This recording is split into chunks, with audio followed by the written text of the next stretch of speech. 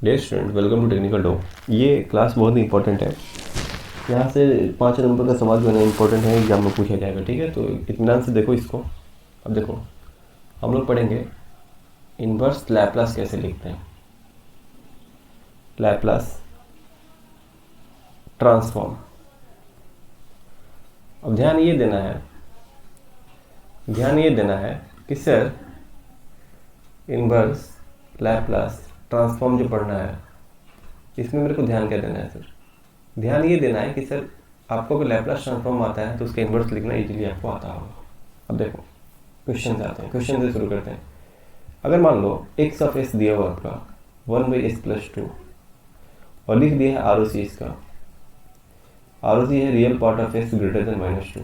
अगर पोल को अगर आप 0 से इक्वेट करते हो तो ग्रेटर देन -2 कब आएगा? जब s+2 ग्रेटर देन 0 करोगे, तब यहाँ पे s इक्वल टू -2 आएगा, ग्रेटर देन -2। यानी कि यहाँ पे बोल सकते हो कि real part of S greater than -2 आएगा। ठीक है, अब इसके लिए क्या करते थे हम लोग सर? एक्स में जाते थे कि एक्स हमारा लेफ्ट साइडेड है कि राइट साइडेड है। याद है कि मान लो एक्स इक्वल टू हमारा e⁻t ut है, तो इसका लैप्लास ट्रांसफॉर्मेशन लिखते थे 1/s+1।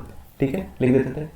लेकिन ये हमारा इसका आर क्या होगा, तो इसके लिए हम लोग कहाँ जाते थे सर? यूटी के पास। यूटी क्या है? राइट साइडेड है। यानी कि हम लोग फिर आके बोलते थे कि sir real part of S equal to -1, right sided है तो real part of S greater than -1 लिखते थे। याद है सभी को मेथड? देखो, यानी कि यहाँ से इसका सिंपल हम लोग अगर इन्वर्स लिखना चाहें तो क्या लिख सकते हैं? एक्स टी का लैप्लास होता है एक्स ऑफ एस, इन्वर्स होगा एक्स टी, और 1/s+2 का हो जाएगा e⁻−2t, और यहाँ पे real part of S greater than -2 है, यानी कि यहाँ पे होगा ut। ये आपको फॉर्मेट याद होना चाहिए। ठीक है, चलो अब दूसरा सवाल देखते हैं सर।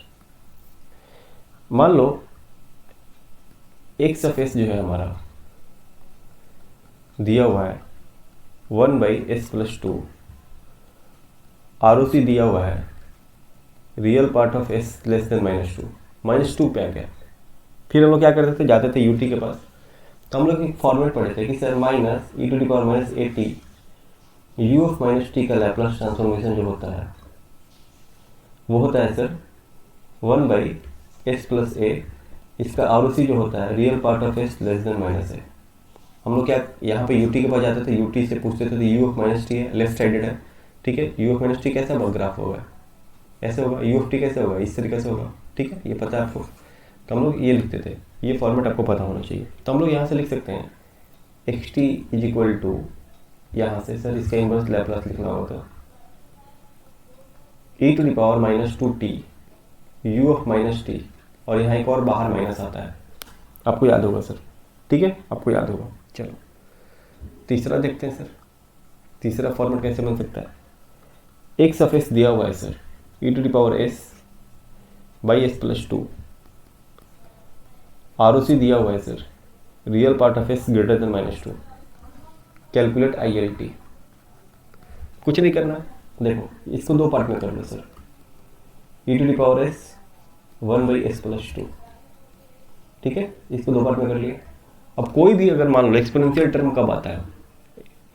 जब हम लोग टाइम में शिफ्टिंग करते थे, याद है ना? e⁻t का होता है लैप्लास ट्रांसफॉर्म e⁻t−1 का होता है सर e⁻−s/s।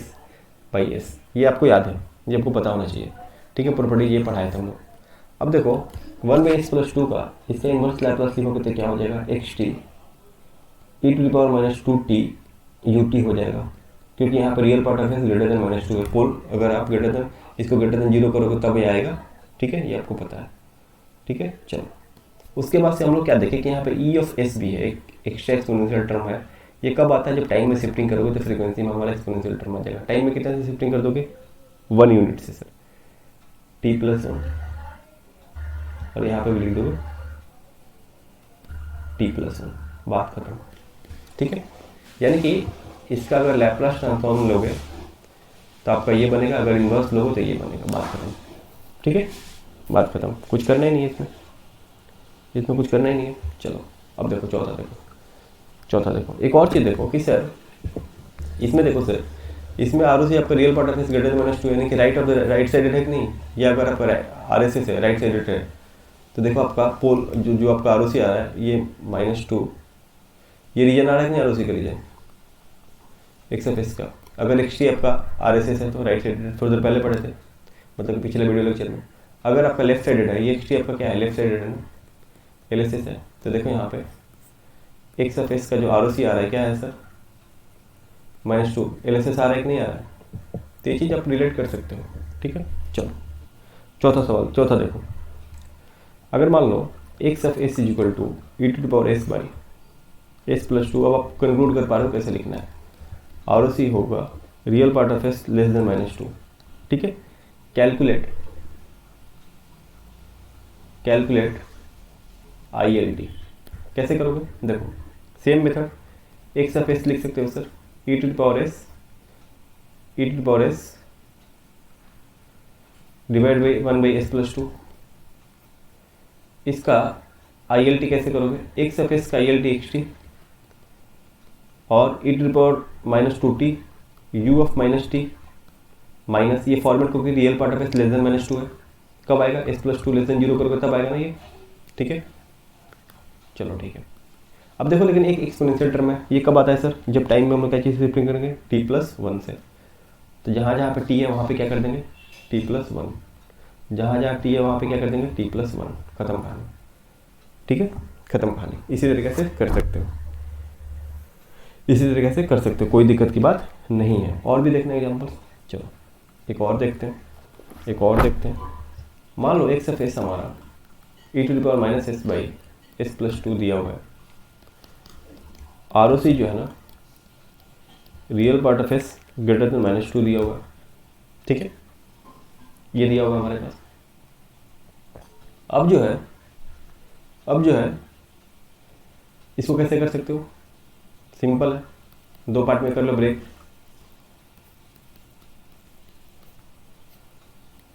एक्स टी इसका इनवर्स लैप्लास ट्रांसफॉर्मेशन कर रहे हैं, E to the power -2t ut, क्योंकि हमारा real part of S greater than -2 है, एक एक्सपोनेंशियल टर्म है माइनस है, यानी कि t-1 कर देंगे, t-1 कर देंगे, खत्म करने t की जगह, क्योंकि जब हम लोग u t-1 करते हैं तो हमारे पास क्या आता है E to the power -s by S आता है। सब इंटर रिलेटेड है, कोई दिक्कत की बात नहीं है। छठा नंबर खुद से ट्राई करोगे, X of S is equal to 6 format है मात्र, इसको अगर कर लिए तो सब कुछ सही हो जाएगा।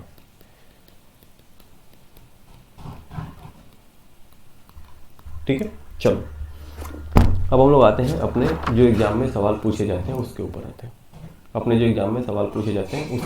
हैं, सर। अब एग्जाम में सवाल देखो कैसे पूछे जाते हैं, एकदम बेसिक से सवाल पूछे जाते हैं। देखो सर, मान लो sir X of S is equal to 1/s plus 1 s plus 2,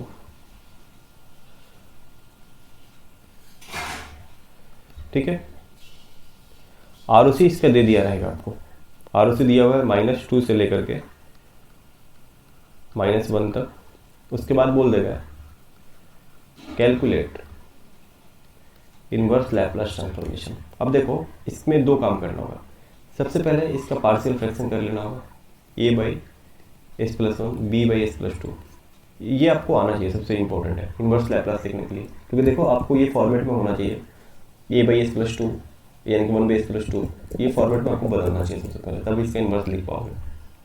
अब देखो a का वैल्यू निकाल सकते हैं यहाँ पे, a का वैल्यू कैसे निकलेगा सर, एक्स ऑफ एस जो है उसमें हम लोग क्या पुट करेंगे sir, s plus 1 s is equal to -1, तो यहाँ से हमारा क्या बन जाएगा सर -1, यानी कि a का वैल्यू 1 हो जाएगा, b का वैल्यू हमारा क्या निकल के आ जाएगा, एक्स ऑफ एस में हम लोग s प्लस 2 से मल्टीप्लाई करके यहाँ पे -2 पुट कर देंगे, यानी कि -1, ठीक है -1, क्लियर है। ए और बी का वैल्यू निकल के आ गया, यानी कि एक्स ऑफ एस क्या निकल के आ गया sir 1/s plus 1 -1/s plus 2। अब देखो यहाँ पे हम लोग पोल को जीरो से इक्वेट करेंगे, इंपॉर्टेंट है यहीं पे समझने वाला, ठीक है। तो एक पोल आएगा -1 के ऊपर, एक पोल आएगा -2 के ऊपर, एक -1 के ऊपर आएगा, एक -2 के ऊपर आएगा। अब इसका आरओसी जो होगा, जो रीजन ऑफ कन्वर्जेंस बनेगा, वो हमारा देखो कैसे बनेगा सर। रीजन ऑफ कन्वर्जेंस क्या होता है सर? पैरेलल स्ट्रिप लाइन होता है। 3 रीजन ऑफ कन्वर्जेंस बनेगा sir, 3।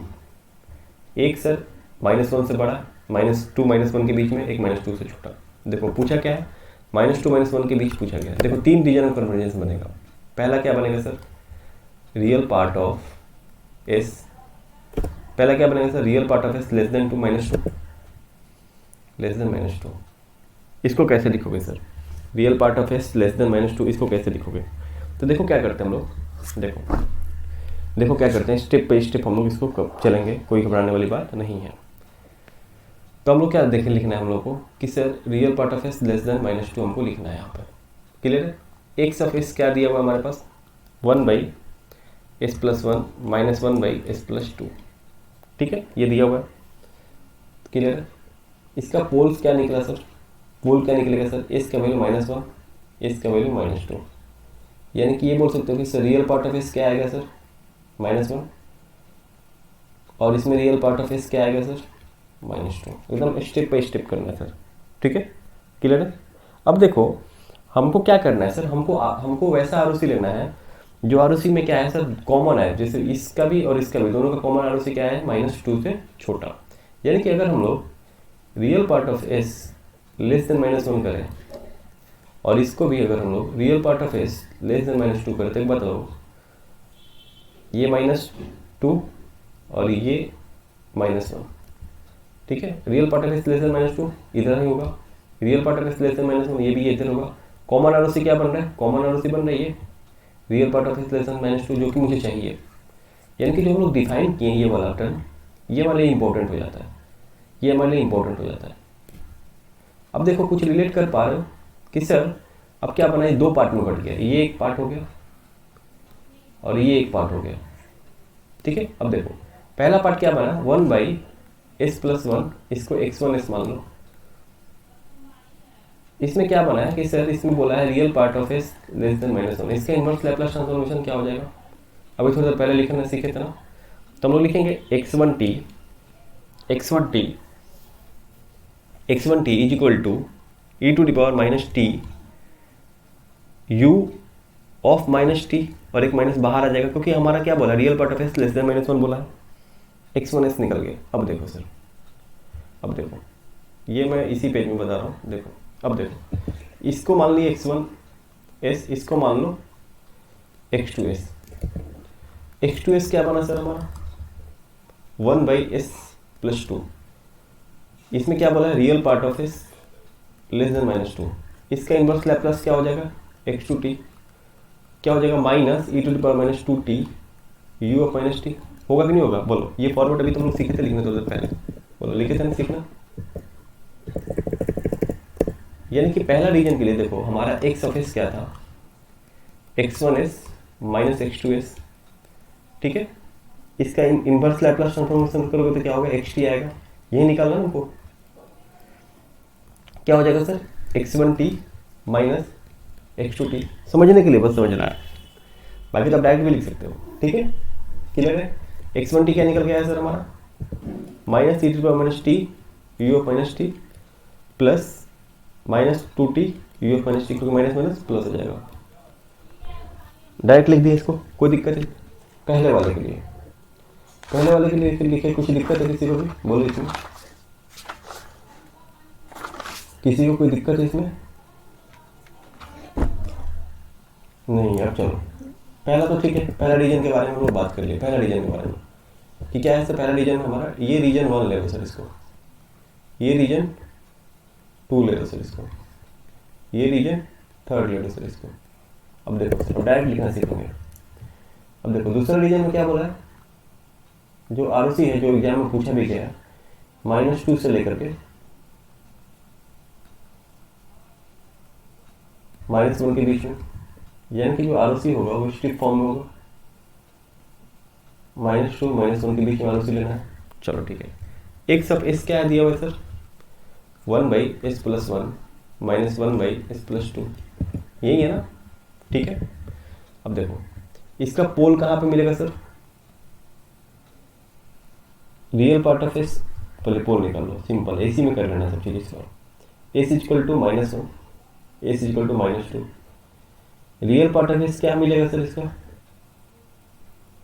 -1। Real part of S क्या मिलेगा सर? -2। अब देखो आपको वैसा ही आरओसी डिफाइन करना है जिसमें ये कॉमन -2 से -1 के बीच में। तो एक बात बताओ सर, एक बात बताओ, अगर ये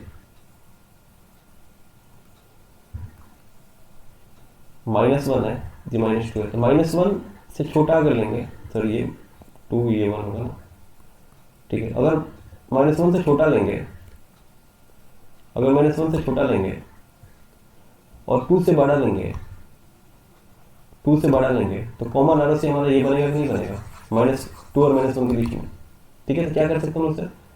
real part of S, real part of S क्या कर सकते हैं सर? लेस देन -1 और real part of S greater than -2 कर सकते हैं। देखो क्लियर है? यानी कि हम लोग यहाँ पे अगर इसका इन्वर्स लिखना हो तो कैसे लिखेंगे? आपके लिए क्या मिलेगा सर? 1/s+1, इसका आरओसी क्या दिया हुआ है? Real part of S less then -1। इसका आरओसी क्या दिया हुआ है सर? देखो ये इसका आरओसी हो गया जो हमको लिखना है सर, ये इसका आरओसी हो गया सर, ठीक है। अब देखो xt 1/s+1 का इन्वर्स लैप्लास ट्रांसफॉर्मेशन क्या होगा सर? e⁻t ut। लेकिन एक बात बताओ, यहाँ पे आरओसी क्या बोला है? Real part of S less then -1, यानी कि यहाँ माइनस आ जाएगा, एक बाहर में भी माइनस आ जाएगा। -1/s+2 का आरओसी क्या हो जाएगा? e⁻2t ut। और यहाँ पे हमारा ऑलरेडी ये ग्रेटर देन 0 है, तो हमारा माइनस आने का साथ कोई उम्मीद नहीं है सर, ठीक है। दो हो गया, 2 पार्ट हो गया हमारा। अब देखो तीसरा रीजन कैसे करेंगे? रीजन 3 के लिए बात करें। रीजन 3 में क्या होगा सर? एग्जाम में ऐसे सवाल पूछा जाता है। रीजन 3 में हमारा -1 से बड़ा होना चाहिए। Real part of S greater than -1। अब बनाते हैं सर। एक सरफेस क्या दिया हुआ? 1/s+1 -1/s+2, यही है ना, ठीक है। चलो इसका पोल कहाँ मिलेगा सर? एस इक्वल टू -1 पे, एस इक्वल टू -2 पे। रियल पार्ट ऑफ एस क्या हो जाएगा सर? -1 -2।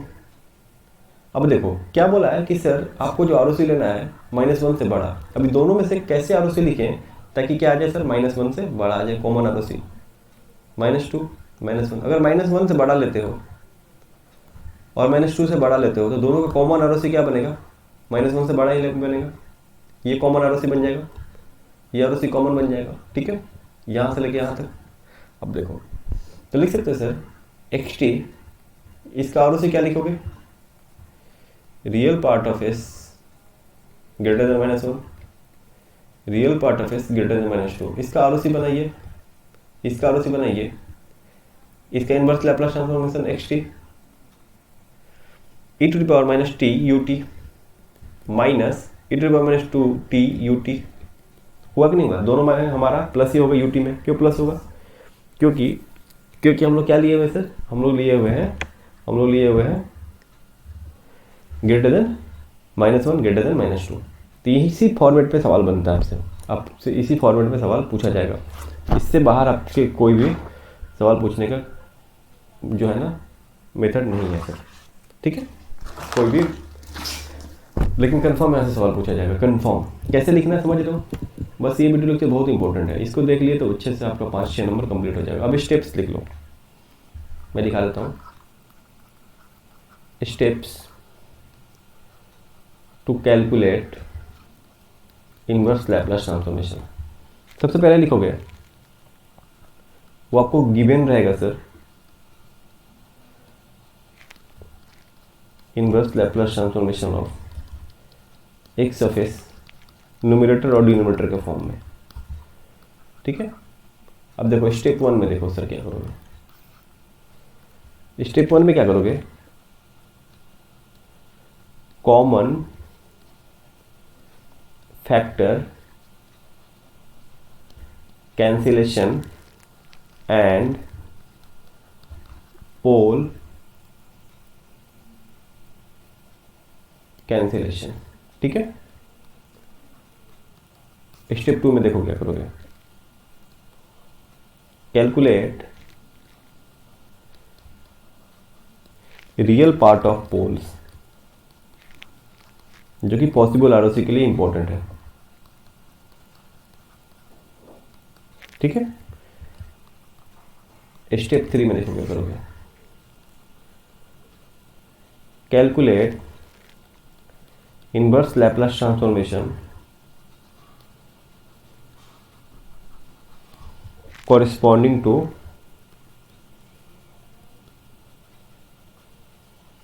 Each possible ROC. ठीक है, ये इतना करना होगा, और भी प्रैक्टिस करना होगा तो और भी सारे सवाल पे कर सकते हो, प्रीवियस ईयर के ऊपर जो सवाल दिए हुए उसके ऊपर कर सकते हो, कोई दिक्कत की बात नहीं है। अब चलो अब आगे देखते हैं कॉन्वोल्यूशन प्रॉपर्टी को। कॉन्वोल्यूशन प्रॉपर्टी को देखते हैं सर, इंपॉर्टेंट है, ये एग्जाम में पूछे जाते हैं। कॉन्वोल्यूशन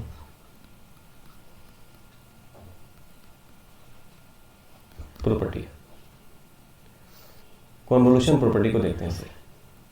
अब देखो कॉन्वोल्यूशन प्रॉपर्टी में हमारा क्या होता है, x1t कोई सिग्नल है, उसका लैप्लास ट्रांसफॉर्मेशन x1s बन के आएगा। आरओसी मान लो उसका R1 दिया हुआ है।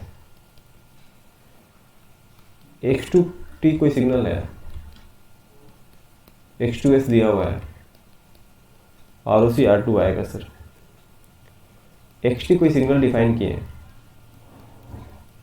x1 कन्वोल्यूशन x2t कर रहे हैं, यानी कि इसका हम लोग लैप्लास कैसे लिखेंगे, तो ये हम लोग कब लिख सकते हैं, जब R1 इंटरसेक्शन R2 लोगे और वो अगर नल वेक्टर आ गया तो इसका x ऑफ s नहीं लिख सकते, यानी कि डज नॉट एग्जिस्ट।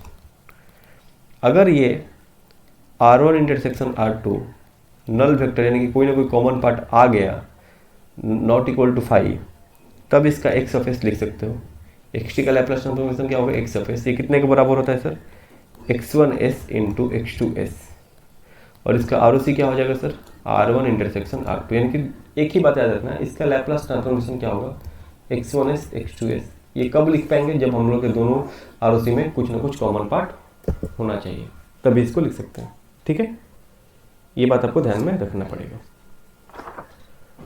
ये बात आपको ध्यान में रखना पड़ेगा। तो चलो देखते हैं सर कैसे होता है, एक एग्जाम्पल करते हैं, एक एग्जाम्पल करते हैं। चाहे एक और प्रॉपर्टी पहले पढ़ लेते हैं सर, एक प्रॉपर्टी और पढ़ लेते हैं पहले, फिर एग्जाम्पल करेंगे। ये प्रॉपर्टी इंपॉर्टेंट है, ये भी डिफरेंशिएशन प्रॉपर्टी। मान लो xt है, इसका Laplace transformation x of s बना, आरओसी इसका r है सर। अगर इसका डिफरेंशिएशन करोगे तो इसका लैप्लास बनेगा s into x of s। ROC क्या हो जाएगा, एटलीस्ट कुछ ना कुछ आरओसी होना चाहिए। ठीक है, क्लियर है, ये भी आपको ध्यान में रखना पड़ेगा सर, ये भी आपको ध्यान में रखना पड़ेगा सर। अब देखो एक होता है sir integration in time domain. अगर मान लो x tau D tau minus infinity से लेकर टी तक है, ठीक है, तो इसका लैप्लास करोगे तो क्या आ जाएगा sir, x of s by S. बाकी डिटेल में जानने की जरूरत नहीं कि आरओसी होगा क्या नहीं होगा, ये आपको ध्यान में रखना पड़ेगा सर। ठीक है, अब देखो डिफरेंशिएशन प्रॉपर्टी के ऊपर एक सवाल कर लेते हैं। मान लो सर ut है, इसका लैप्लास ट्रांसफॉर्मेशन क्या होता है 1/s, आरओसी क्या हो जाएगा sir, real part of s greater than 0। ठीक है, वहीं डेल्टा टी जो होता है हमारा इम्पल्स जो होता है वो होता है sir D ut by D T, यानी कि सर डी डिफरेंशिएशन जैसे कि डी बाई डी टी किए तो हमारा एक s आ गया into x of S. ut का क्या होता है सर लैप्लास 1/s, यानी क्या हो जाएगा 1। इसका आरओसी क्या हो जाएगा सर, एंटायर एस प्लेन, सब जगह कन्वर्ज करेगा, यानी कि एटलीस्ट r तो आ ही रहा है हमारे।